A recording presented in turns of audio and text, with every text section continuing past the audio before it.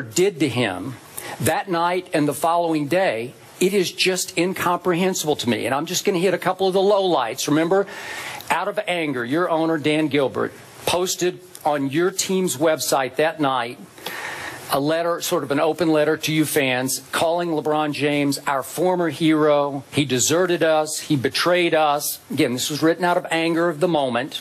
Maybe it's a don't hit sin moment from Coach Edwards. Yes, that he was Herman. Dan Gilbert said he called him a narcissistic, self-promotional buildup that he put on our network on ESPN. And then in an interview the next day, he accused LeBron of quitting in that series against Boston, not only in Game 5, but he said in Games 2, 4, and 6, LeBron quit. He also accused him of quitting in the previous year's series against Orlando, the 09 series, after he hit the shot heard around the world that won Game 2 here, as you guys remember.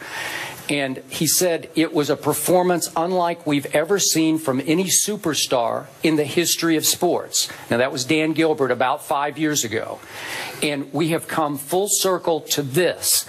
And my only problem with LeBron, I did not blame him for leaving, because at that point in his development, his maturation, he felt like he needed to join forces with Dwayne Wade and obviously Chris Bosh, but mostly Dwayne, who taught LeBron how to win. I thought LeBron grew up under D. Wade. And he's brought all that back to you now, because the job he's doing with what's left of his basketball team is highly impressive to me. And I've complimented him repeatedly on his maturation to this point, his leadership that he's bringing to this basketball team. We'll talk about this later. He is coaching this basketball team. He is the unofficial head coach. But what the problem I had that night of the decision was that LeBron had so much animosity toward Dan Gilbert that he let it influence his presentation that night. He showed no remorse. He showed no gratitude to you folks who have stood behind him through thick and thin from day one here in Cleveland. And I thought if LeBron had only said, hey, I need to do this for me personally, but I love all y'all and I appreciate all that you've given to me, it would have been so much different then.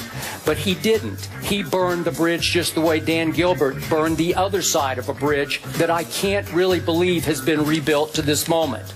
And I appreciate it, and I'm from my heart, I am genuinely happy for you that you have him back and you have a legitimate shot, even as we speak right now, to win this NBA Finals, even with the team you have left. Your thoughts? Well, first of all, out of fairness and respect to LeBron James, we have to tell the complete story, because the reality is that LeBron James never viewed himself as leaving the fans of Cleveland. He never had a problem with the city of Cleveland. He never had a problem with the fan base for the Cleveland Cavaliers. How could he? He left because Dan Gilbert and the Cleveland Cavaliers organization didn't do a good enough job of literally insulating him from some of the nonsense that was transpiring within the confines of the organization. And when you look at when he decided to depart from Cleveland, it wasn't just to go and learn how to win with Dwayne Wade. It was the mindset, the mentality. All right, what is this Cavaliers organization all about? What is Dan Gilbert all about? What is the GM you have in place at the time all about? What is the head coach all about? The players that you surround him with. You know, we heard a lot of stories coming out of the Cleveland Cavaliers organization about stuff pertaining to LeBron James' personal business, involving his family members, involving his crew, whether it was Rich, Randy, or Maverick, and the list went on and on.